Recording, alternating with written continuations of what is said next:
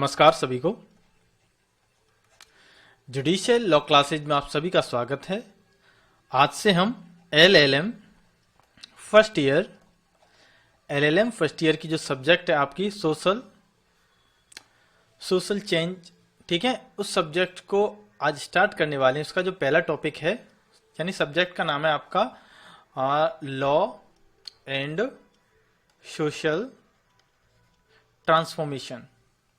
तो आपकी ये जो सब्जेक्ट है उसका पहला टॉपिक स्टार्ट करने वाले हैं सामाजिक परिवर्तन के रूप में विधि, यानी जो सामाजिक परिवर्तन है उसके रूप में विधि किस प्रकार से देखी जा सकती है, ठीक है, यानी समाज में विधि कैसे परिवर्तन लाती है। Law as an instrument of social change. चलिए, उससे पहले मैं आपसे एक स्पेशल अनाउंसमेंट कर देना चाहता हूं कि जो भी स्टूडेंट्स मुझसे ऑनलाइन क्लासेस लेना चाहते हैं वो मुझसे डायरेक्ट संपर्क कर सकते हैं। मेरा नंबर है 8506841814। क्योंकि YouTube पे जो वीडियो अपलोड की जाती हैं वो video as a general information के रिगार्डिंग अपलोड की जाती हैं, लेकिन आपको जो ऑनलाइन क्लासेज दी जाएंगी उसमें ये चीज़ें देखी जाएंगी कि आपको किस तरह से याद होता है, आपको कौन सी टेक्निक से बताया जाए इससे आपको जल्दी याद हो जाए, और आंसर राइटिंग आपको कैसे करनी है। बहुत सी चीज़ें होती हैं जो आपको ऑनलाइन क्लासेज में कवर कर दी जाएंगी। तो जो भी स्टूडेंट्स मुझसे ऑनलाइन क्लासेज लेना चाहते हैं मुझसे संपर्क जरूर कर सकते हैं, चाहे आप एलएलएम की स्टूडेंट हैं, चाहे आप एलएलबी की स्टूडेंट हैं। चलिए, तो मुख्य बिंदु देख लेते हैं इस क्वेश्चन के, इस टॉपिक के या क्वेश्चन के जो भी हम देखने चाह रहे हैं। तो सबसे पहले इसमें हम इंट्रोडक्शन देखेंगे इसका, इसके बाद में देखेंगे सामाजिक परिवर्तन के साधन के रूप में कानून को समझाना, यानी कानून किस प्रकार से सामाजिक परिवर्तन का साधन का रूप ले लेता है। तीसरा टॉपिक देखेंगे भारत में सामाजिक परिवर्तन के साधन के रूप में कानून, यानी कौन कौन से कानून ऐसे रहे जिन्होंने सामाजिक परिवर्तन के रूप में साधन का रूप ले लिया। परिचय देख लेते हैं। कानून एक गतिशील साधन है, यानी कानून हमेशा एक गतिशील साधन है जिसका उपयोग समाज की मानवीय संबंधों को समायोजित करने और सामाजिक तनाव और संघर्षों को खत्म करने के लिए किया जाता है। यह न्याय प्रदान करने के लिए एक तंत्र के रूप में कार्य करता है जो समाज के भीतर शांति और प्रगति बनाए रखने के लिए मौलिक है। समाज की निरंतर बदलती प्रकृति कानून में बदलाव की आवश्यकता होती है, जिसे कानून के अधिनियमों और संशोधन के माध्यम से प्राप्त किया जा सकता है। इसी तरह न्यायपालिका द्वारा कानूनों की व्याख्या समाज में बदलती जरूरतों और मूल्यों को दर्शाती है। सीधा अर्थ यह है कि समय के साथ में कानूनों में बदलाव जरूरी होता है जिससे समाज में परिवर्तन व कुरीतियों का अंत किया जा सके। साथ में ही कभी कभी कानून डायरेक्ट आपको सरकार के द्वारा, ठीक है, या न्यायपालिका के द्वारा या न्यायपालिका के निर्णयों के द्वारा ऐसे निर्णय या कानून को बताया जाता है या उनकी व्याख्या की जाती है जिससे सामाजिक परिवर्तन हो सके। ठीक है, आगे बढ़ते हैं। नंबर 2, सामाजिक परिवर्तन के साधन के रूप में कानून को समझना। तो कानून समाज में वही बातें हैं जो मैंने अभी आपको बताई हैं कि अगर सामाजिक परिवर्तन करना है तो उससे होगा क्या। उससे इतना है कि समाज में न्याय, ठीक है, कानून के रूप में ही, कानून के जरिए ही सामाजिक परिवर्तन किया जाता है। क्यों किया जाता है?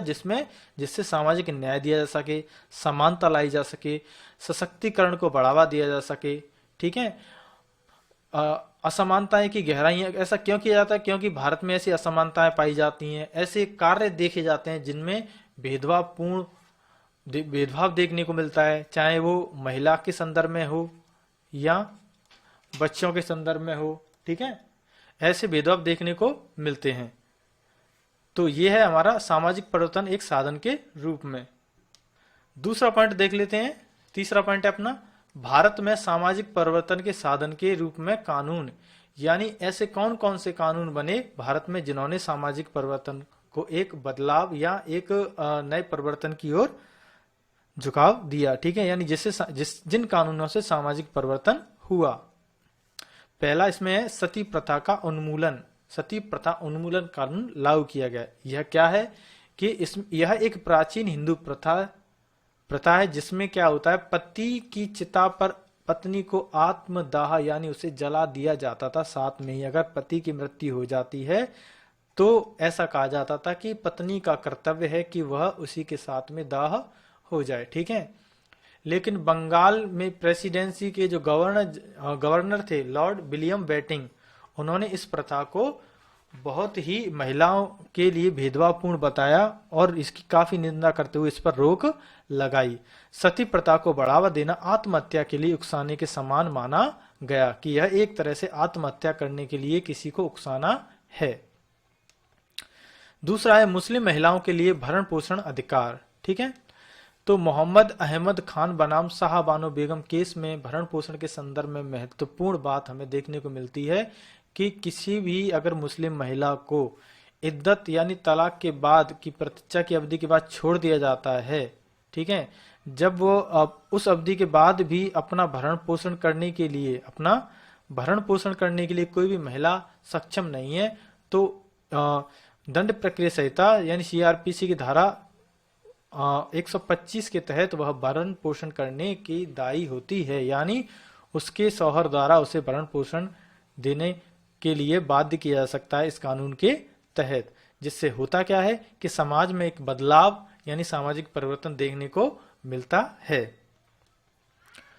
बहुविवाह का उन्मूलन, बहुविवाह यानी चाहे पति हो या पत्नी हो या पुरुष हो या महिला हो, किसी को भी एक से अधिक विवाह करने की अनुमति नहीं है। यह एक कुरीति थी जिसका एक अंत कानून के जरिए किया गया, यानी एक साथ एक से अधिक पति या पत्नी रखने की प्रथा को बहुविवाह कहा गया। भारतीय दंड संहिता की धारा 494 में इस पर रोक लगाई गई है और इसे दंडनीय बनाया गया है, जबकि अब यह बीएनएस भारतीय नागरिक सुरक्षा संहिता की धारा 82 में इसको बताया गया है, ठीक है। बाल विवाह पर प्रतिषेध, यह भी एक सामाजिक परिवर्तन था जिसमें बाल विवाह एक हानिकारक प्रभाव, जिससे क्या है बच्चों के मानसिक और स्वास्थ्य दोनों पर ही बुरा प्रभाव देखने को मिलता है, क्योंकि इसमें क्या है काफी कम उम्र में बच्चों की शादी कर दी जाती थी। पुरुष है तो अब इसमें बताया क्या गया इसका कानून बनाने के बाद में कि अगर पुरुष है तो उसकी कम से कम आयु 21 वर्ष होनी चाहिए विवाह के लिए, और अगर महिला है तो उसकी आयु 18 वर्ष होनी चाहिए, तभी उसका विवाह किया जा सकता है। तो इस प्रकार से कानून बना करके एक सामाजिक परिवर्तन देखने को मिला। गुलामी प्रथा का उन्मूलन, यानी आईपीसी की धारा 370 जो कि अब बीएनएस नए कानून में 143 हो गई है के अनुसार किसी भी व्यक्ति को गुलामी के रूप में आयात, निर्यात, हटाना, खरीदना, बेचना या हिरासत में रखना अपराध माना गया है। तो इस प्रकार से कानून बना करके इस असामाजिक गुलामी प्रथा का उन्मूलन किया गया, यह भी एक सामाजिक परिवर्तन है। बाल श्रम का उन्मूलन, यानी 15 वर्ष से कम आयु के बच्चों से बाल श्रम करवाना यह समुचित शारीरिक और मानसिक विकास के लिए भी हानिकारक होता है। तो बाल श्रम उन्मूलन अधिनियम लागू करके इस प्रकार के कृत्यों पर रोक लगाई गई, जिससे समाज में परिवर्तन देखने को मिला, ठीक है।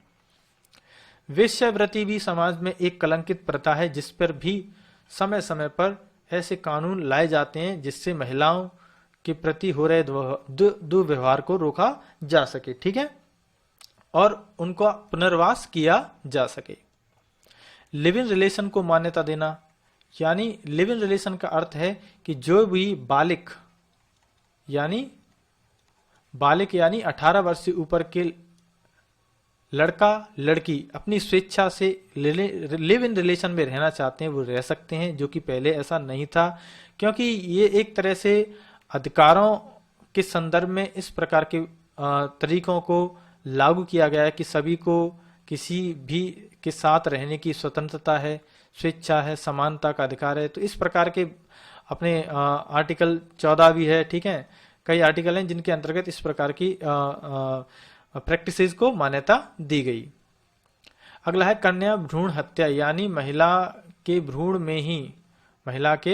भ्रूण में ही लिंग परीक्षण करने के बाद में उसकी हत्या कर देना। इस प्रकार के कृत्य काफी बुरे थे, जो पुराने समय में या कुछ सालों पहले ही, आज से 15, 20, 10 साल पहले भी उसका लिंग परीक्षण करके कि अगर वो लड़की है तो उसको मरवा दिया जाता था, और लड़का है तो वो सोचते थे कि लड़का हमारे लिए सही है। तो इस प्रकार की ये जो सामाजिक प्रथाएं हैं इन पर रोक लगाई गई कन्या भ्रूण हत्या अधिनियम का ऐसे कानून लागू करके।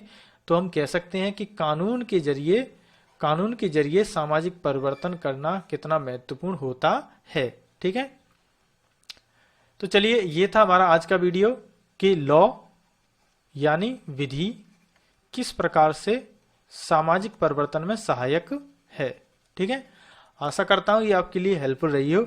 और एक बार पुनः जो भी स्टूडेंट्स मुझसे ऑनलाइन क्लासेज लेना चाहते हैं वो मुझसे संपर्क कर सकते हैं। Thank you.